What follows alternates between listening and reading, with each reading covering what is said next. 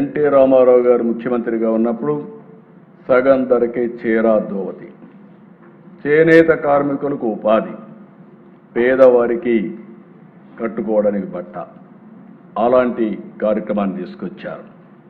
ఆ తర్వాత దిశ మీరు ఒకసారి ఆలోచిస్తే చేతి వృత్తుల్ని, కుల వృత్తులు సమాజంలో అందరికీ మనం ఆలోచించిన వారసత్వంగా కొంతమందికి ఆస్తులు వస్తాయి, భూములు వస్తాయి, కొంతమందికి చేతి వృత్తితోనే బతికారు, కొంతమంది కుల వృత్తులు పెట్టుకొని ముందుకు పోయే పరిస్థితి. అలాంటప్పుడు దిశ ఆధునిక ప్రపంచంలో మోడర్నైజేషన్లో ఇంకో పక్క టెక్నాలజీ యుగంలో ఈ కుల వృత్తులు, చేతి వృత్తులు పూర్తిగా నిరాదరణకు గురయ్యే పరిస్థితి వచ్చింది. అందుకే అట్ వన్ స్టేజ్ దిశ సమైక్య ఆంధ్రప్రదేశ్లో వీళ్ళ వృత్తిని కాపాడడానికి ఆధునికమైన పనిముట్లన్నీ కూడా ఆదరణ కింద ఇచ్చాం. 341 రకాల పనిముట్లని 90% సబ్సిడీతో ఇచ్చాం. రజకులకు దోబీగట్లు కట్టి ఇచ్చాం, నాయీ బ్రాహ్మణులకు కిట్లు ఇచ్చాం, మేదర్లకు వెదురు ఫ్రీగా సబ్సిడీతో ఇచ్చాం, మత్స్యకారులకు చేనేతలకు సబ్సిడీలు ఇచ్చాం, గీత కార్మికులకు వడ్డర్లకు జీవనోపాధి ఇచ్చాం. ఇలా ఎన్ని కులాలు ఉన్నాయో చిన్న కులాలన్నీ మోస్ట్ బ్యాక్వర్డ్ క్లాసెస్ కార్పొరేషన్ పెట్టి first time most backward classes అందరినీ సంచార జాతుల్లో ఆదుకున్న ప్రభుత్వం ఎన్డీఏ ప్రభుత్వం, ఆ రోజు తెలుగుదేశం ప్రభుత్వం అని చెప్పి కూడా నేను మీకు తెలియజేస్తున్నాను. ఈ 2 ఏళ్లు కూడా దిశ వివిధ సంక్షేమ కార్యక్రమాల ద్వారా 32,534 కోట్ల రూపాయలు ఖర్చు పెట్టాం. మళ్ళీ రోజులు మారాయి, ఆలోచన విధానానికి కూడా ఇంకా ఈ విధంగా తీసుకుపోతే బాగుంటుందని ఆలోచించాం. వడ్డర్లకు ఫస్ట్ టైం చరిత్రలో దిశ ఈరోజు కూడా మీరు ఇప్పుడే మాట్లాడుతున్నాను. ఈరోజు కూడా కూటమి ప్రభుత్వం ఆమోదంతో అందరి నాయకత్వం కలిసి 2 ఎమ్మెల్సీలుగా చేస్తే సామాజిక న్యాయానికి పెద్దపీట వేస్తూ వర్ల రామయ్య ఒక ఎస్సీ కుటుంబాన్ని నుంచి మోస్ట్ బ్యాక్వర్డ్ క్లాసెస్ ఉన్నటువంటి వడ్డెర కులస్తురాలంటి శారదకి ఈరోజు పదవి ఇచ్చావంటే, రమాదేవికి పదవి ఇచ్చావంటే ఇది తెలుగుదేశం పార్టీ ఎన్డీఏ సిద్ధాంతం. ఆ అమ్మాయి మామూలు వర్కర్ దిశ, ఒక క్లస్టర్ ఇన్ఛార్జ్, ఒక బ్యాక్వర్డ్ క్లాస్, వడ్డెర కులం. ఎమ్మెల్యేలో మేము సీటు లేకపోయాం. ఆ రోజు చెప్పాం, మొట్టమొదటిసారిగా వడ్డెర కులానికి చెందిన వ్యక్తికి ఎమ్మెల్సీ ఇస్తామని చెప్పి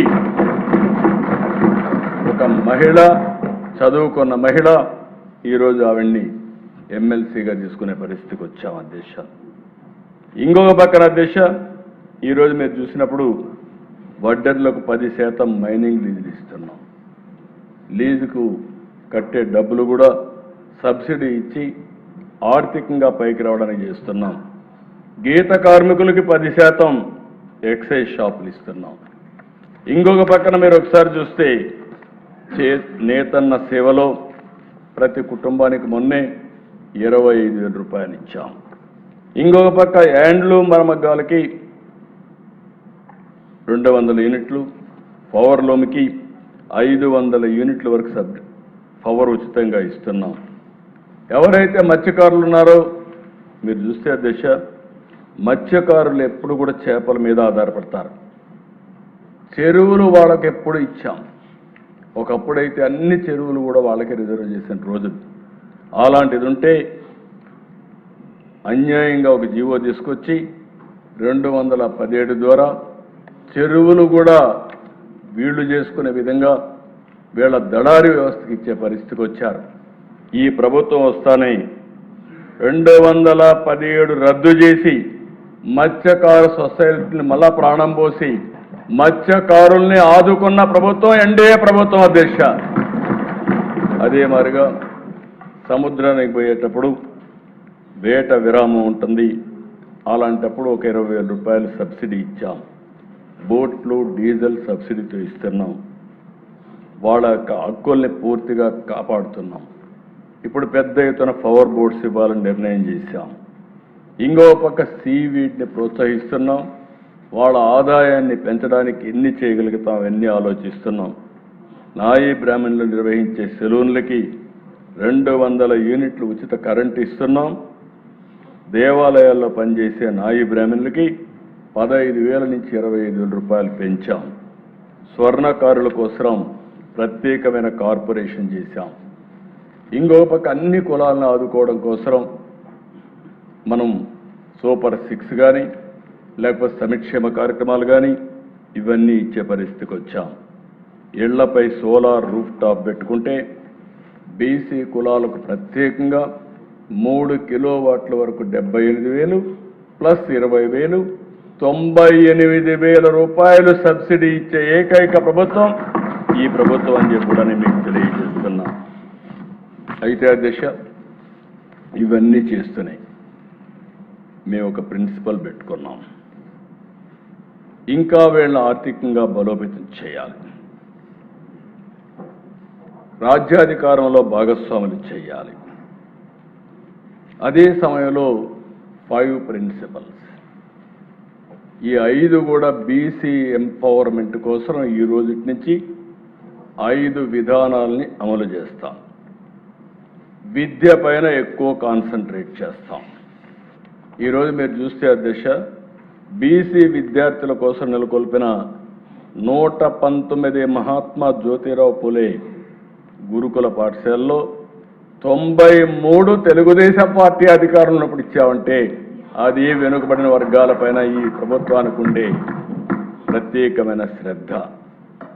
ఇంకొక పక్కన చూస్తే అధ్యక్ష ఈరోజు ఉండే అన్ని రెసిడెన్షియల్ స్కూల్స్ కంటే ఈ యొక్క బీసీ రెసిడెన్షియల్ స్కూల్స్ చాలా బాగా పనిచేస్తున్నాయి. ఈరోజు మీరు చూస్తే 96.02% రికార్డు సాధించి నేను మంత్రి గారిని అభినందిస్తున్నా. బ్రహ్మాండంగా పనిచేసి 96% సక్సెస్ రేట్ పాస్ రేట్ వచ్చిందంటే అది బీసీ విద్యార్థుల యొక్క సామర్థ్యం, అది వారికి ఉండే ప్రతిభని చెప్పి కూడా నేను మీకు తెలియజేస్తున్నా. ఇంకొక 993 బీసీ వసతి గృహాలు ఉన్నాయి. 90,000 మంది ఇక్కడ చదువుతున్నారు. నా కోరిక ఈ 90,000 కూడా తొందరలోనే ఎక్సలెంట్ రెసిడెన్షియల్ స్కూల్ నిర్మాణాలు చేసి ప్రతి ఒక్క బీసీని చదివించే బాధ్యత, విద్యకు ప్రాధాన్యత ఇచ్చే బాధ్యత తీసుకుంటాం. నెంబర్ 1 విద్య. విద్యకు ప్రాధాన్యత ఇస్తే, బాగా చదివిస్తే పేదరిక నిర్మూలనకి తొలి మెట్టు అవుతుందని చెప్పి కూడా నేను మీకు తెలియజేస్తున్నా. రెండోది నైపుణ్యాలు. ఎక్కడికక్కడ నైపుణ్యాన్ని పెంచుతాం. ఈరోజు బీసీలకు ఉండే నైపుణ్యం ఎవరికీ లేదు. కుల వృత్తులు, చేతి వృత్తులు. ఒకప్పుడు చేనేత కార్మికులు చూస్తే అధ్యక్ష వాళ్ళు చేసే చీర అగ్గిపెట్టెలో పెట్టారనేది మన చరిత్ర చెప్తుంది. అంత నైపుణ్యం ఉంది. అలాంటి నైపుణ్యం ఉండే వాళ్ళకి టెక్నాలజీ యాడ్ చేసి మనం కానీ ముందుకు తీసుకపోతే అదే భవిష్యత్తు. అందుకే నైపుణ్యాన్ని టెక్నాలజీని కలిపి వెనుకబడిన వర్గాలకు అండగా ఉండి వాళ్ళ శక్తిని ప్రపంచానికి అందించే బాధ్యత ఈ ప్రభుత్వం తీసుకుంటామని చెప్పి కూడా మీకు తెలియజేస్తున్నా. ఇంకొక పక్క ఉపాధి. ఎక్కడ చూసినా ఉద్యోగాలు, ఇది చాలా ముఖ్యం. దానికోసం దీనిపైన కూడా శ్రద్ధ పెడతాం. మూడోది వ్యాపారం, ఆంటర్ప్రెన్యూర్స్. These our commitment. ఆర్థిక అసమానతలు తగ్గాలి, అందరికీ మెరుగైన జీవన ప్రమాణాలు రావాలి. 50% పైన జనాభా వెనుకబడిన వర్గాలు, 50.54% వీళ్ళకు ప్రత్యేకంగా శ్రద్ధ పెట్టాల్సిన అవసరం ఉంది. వ్యాపారం పైన శ్రద్ధ పెడతాం. ఇంకొక పక్కన రాజకీయ ప్రాతినిధ్యం.